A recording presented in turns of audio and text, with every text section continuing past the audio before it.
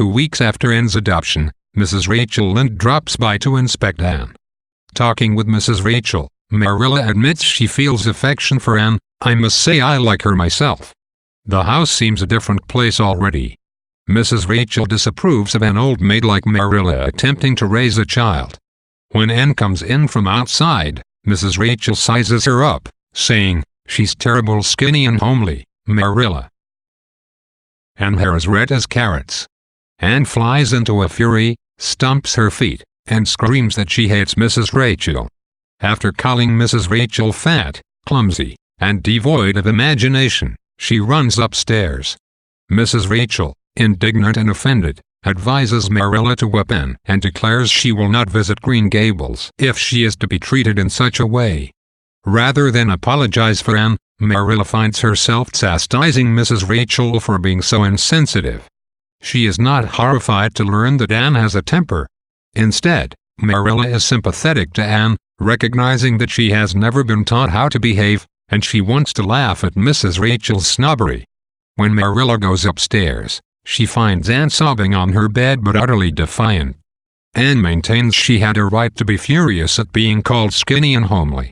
She asks Marilla to imagine how it feels to be called such things. Marilla remembers an incident from her own childhood in which an older lady called her homely, a comment that stung for years. Despite her sympathy for Anne, Marilla thinks Anne must be punished for lashing out at a visitor.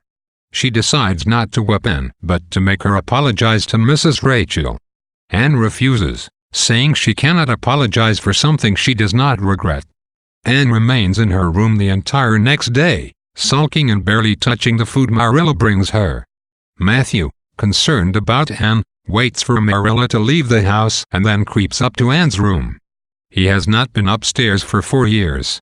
He sneaks in and whispers to Anne that she should apologize to Mrs. Rachel, since Marilla is not likely to change her mind about the punishment. Anne admits that she is not as furious as she was, but says apologizing would be too humiliating. However, to oblige Matthew, she promises to go to Mrs. Rachel's. Stunned by his success with Anne, Matthew hurries away so Marilla won't find him interfering with Anne's punishment. Anne tells Marilla she is willing to apologize, and they walk to Mrs. Rachel's house.